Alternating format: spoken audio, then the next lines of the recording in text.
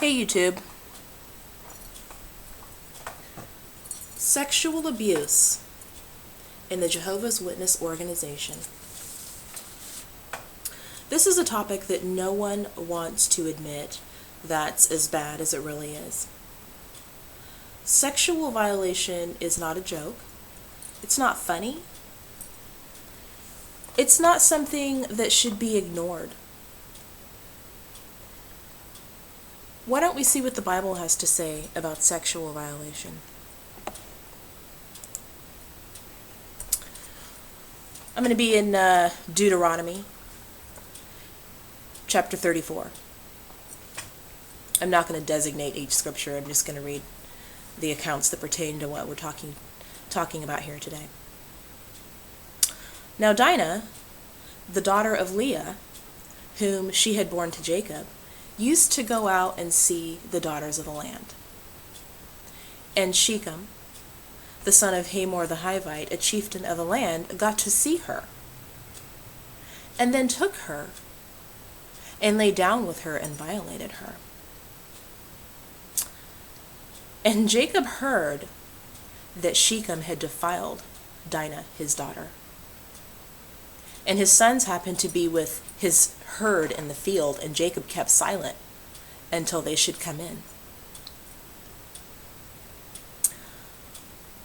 Later, Hamor, Shechem's father, went out to Jacob to speak with him.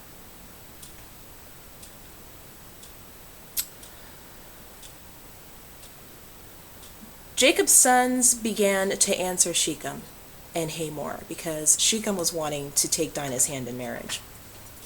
So they began to answer Shechem and Hamor, his father, with deceit, and to speak so because he had defiled Dinah, their sister.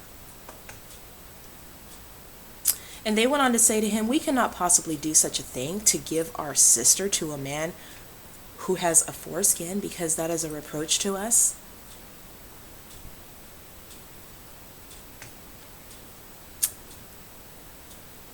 Anyway, down in verse 25, it brings out that on the third day, when they got to be aching, the two sons of Jacob, Simeon and Levi, brothers of Dinah,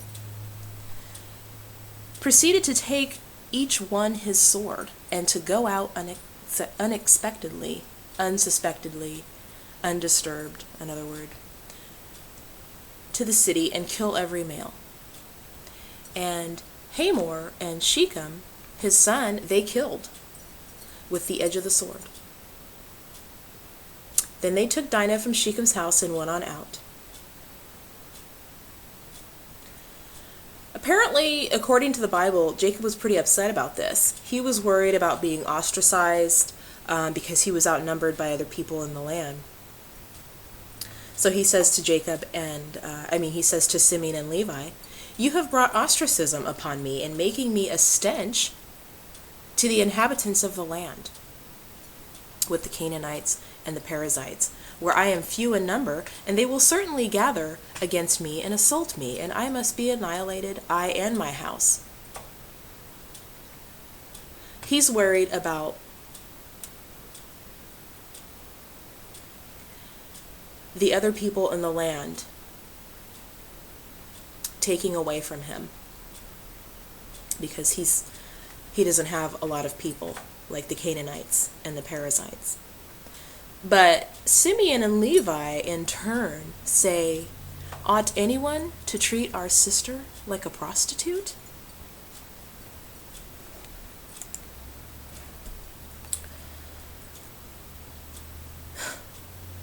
What happens a lot of times to the clergy members of the Jehovah's Witnesses that are accused of sexual abuse, misconduct, rape, it's not much, if anything at all.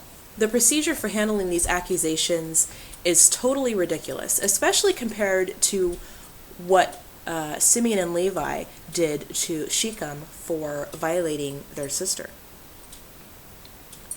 If sexual violation was something that God thought was okay, I'm pretty sure that account wouldn't be in the Bible.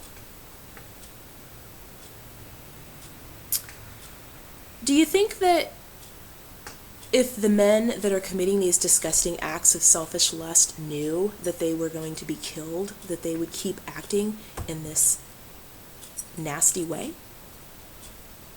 Probably not. I mean, of course, there's always going to be some people, you know, that break the rules, regardless of the punishment. But you see, the clergy in the Kingdom Hall know that they have a safe zone. Their safe zone is based upon some scriptures, and I won't get into that right now. Maybe that'll be another video. I mean, how many men? It's not just elders. It's, you know, all kinds of brothers in the association that participate in this gross sin. I mean, the Jehovah's Witness policy is to have 2 or more members, witnesses, testify that they saw someone molesting another child, or molesting a child, I should say. I mean, how many men are going to molest an innocent child in front of 2 or more people? How many men rape a boy or a girl in front of someone else? How many men are going to force an innocent child to perform oral copulation in front of 2 or more people? I know it sounds graphic, but it is graphic. A lot of times the men of these that are guilty of these nasty sins are the same elders and ministerial servants giving talks on Sunday, about how imperfect you are, and how you need to spend more time giving to Jehovah. Service time, donations, whatever. It makes my heart bleed to know that the Watchtower Bible and Tract Society, that proclaims to be a loving, God-directed organization, God's visible organization, is willing to put the well-being of innocent children on the line for the sake of saving face. To heck with the fact that someone never recovers from sexual abuse.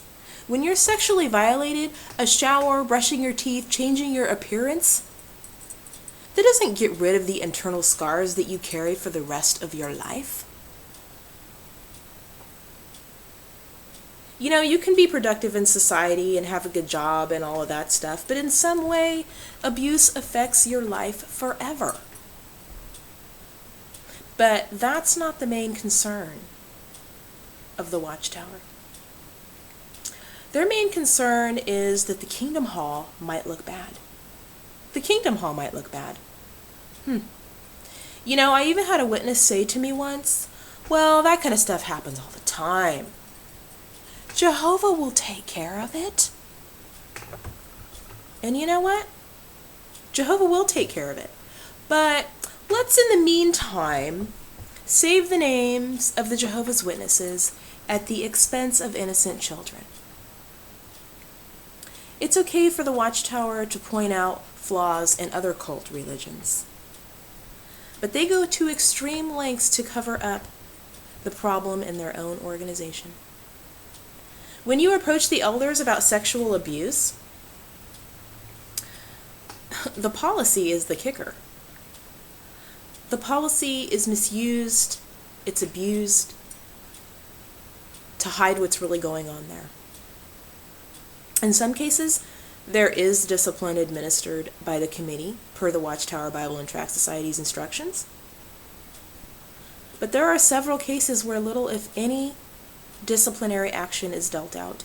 In the meantime, the victims oftentimes are looked at as flirty or suggestive. So that justifies the action of the adult men involved in this behavior because a little girl is flirty. So just take advantage of their youth, right? Corrupting them, corrupting their whole future. Why not? It's your word against theirs. They're all dressed up in suits, and you, well, you're just a little flirty slut who shouldn't be pretty or wear makeup.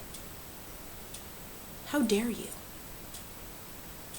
Or maybe you're a boy left in the care of a loving elder and your parents have no idea that he's a pedophile because he just said the prayer at the service group meeting. So if he has a responsibility like that, Why would you not trust him with your child? I'm just saying, people, beware. This is not some elite group of people here, okay? If Jesus came to the Kingdom Hall, do you think he'd put money in the contribution box knowing that that money is used to cover up sex scandal? Do you think he'd claim that these are his righteous followers?